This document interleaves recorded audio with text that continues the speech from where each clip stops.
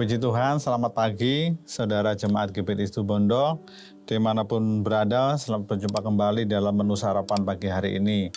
Kita sudah memasuki penghujung tahun 2024. Saya percaya kalau kita sampai ada hari ini itu semua karena Tuhan Yesus yang menolong saudara dan saya. Dan bagaimana hidup saudara, apakah saudara tetap dekat kepada Tuhan, melekat kepada Tuhan, atau saudara berjalan sendiri. Tetapi kita orang yang percaya, orang yang beriman kepada Tuhan, kita percaya bahwa setiap langkah yang kita lakukan, yang kita kerjakan itu semua karena Tuhan yang menyertai dan menolong kita. Banyak tantangan dan rintangan sudah kita hadapi di sepanjang tahun 2024, mulai 1 Januari hingga sampai bulan Desember ini di penghujung tahun. Kita percaya apapun yang kita alami, baik kita secara pribadi, keluarga kita, ataupun keadaan situasi atau kondisi dalam bangsa negara kita, kita tetap mau percaya bahwa Tuhan Yesus tidak akan pernah meninggalkan kita. Pagi hari ini saya akan mengajak saudara untuk melihat sebuah peristiwa bangsa Israel pada waktu berperang melawan bangsa Filistin. Bagaimana di situ Tuhan tetap menyertai bangsa Israel. Tetapi apa syaratnya Tuhan mau menyertai bangsa Israel? Yaitu bangsa ini harus hidup kudus dan benar di hadapan Tuhan Yesus Kristus. Pada waktu tabut Allah ditaruh di rumah Abinadab dalam waktu yang cukup lama, kurang lebih 20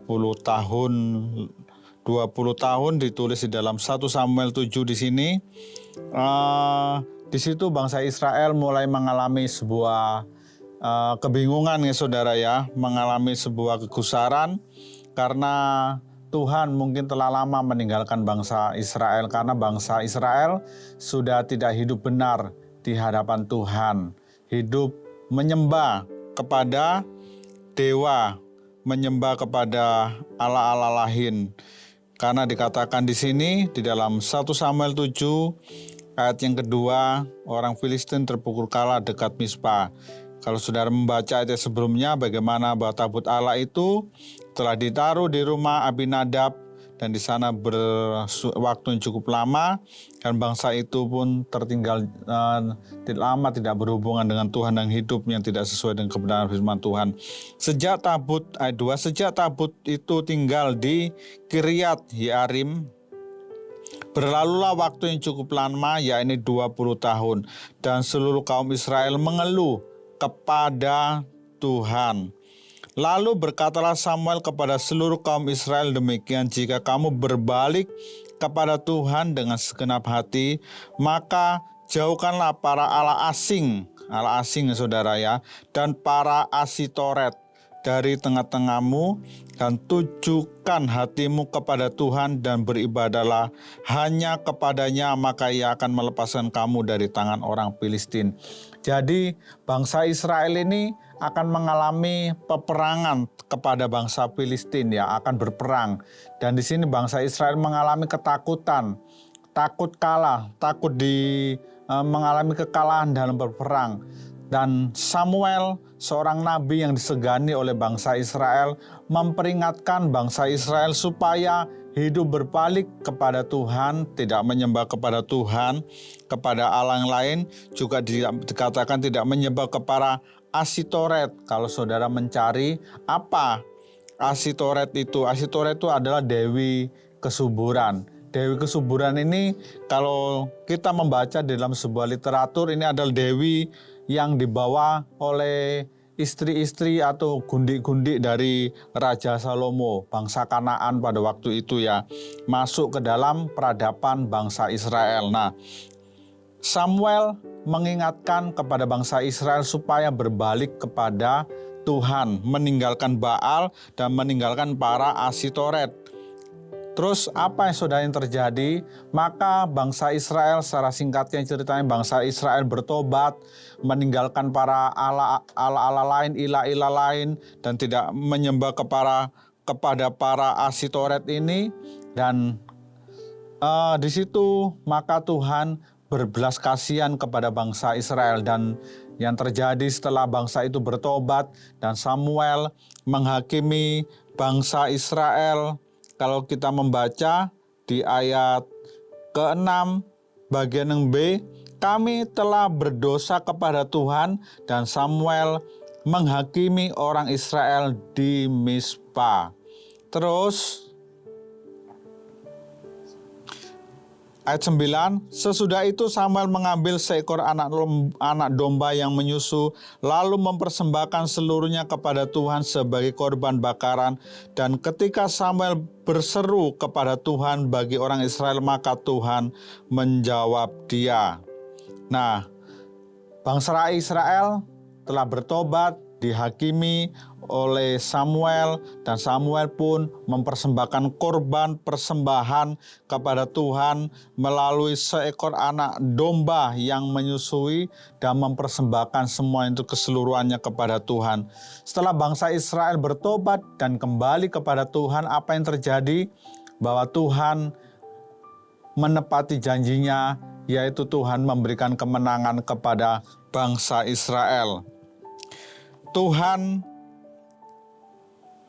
ayat yang ke-11, Tuhan telah menghukum sendiri bangsa Filistin itu ya. Ayat 11, keluarlah orang-orang Israel dari Mispa mengejar orang Filistin itu dan memukul mereka kalah sampai hilir Betkarya. Dan di sana dikatakan ayat yang ke-10 bagian yang ke-B, tetapi pada hari itu Tuhan mengguntur dengan bunyi yang hebat ke atas orang Filistin dan mengacaukan mereka sehingga mereka terpukul kalah oleh orang Israel. Satu hal pelajaran yang kita ambil pagi hari ini saudara, di penghujung tahun 2024, mungkin di sepanjang tahun ini kita masih melakukan hidup yang tidak berkenan kepada Tuhan. Hati kita masih mendua kepada Tuhan. Kita masih mengharapkan atau mengandalkan kepada pertolongan-pertolongan lain, hanya tidak kepada pertolongan yang berfokus kepada Tuhan Yesus. Kita mau memohon ampun kepada Tuhan Yesus, kita mau berfokus kepada Tuhan Yesus.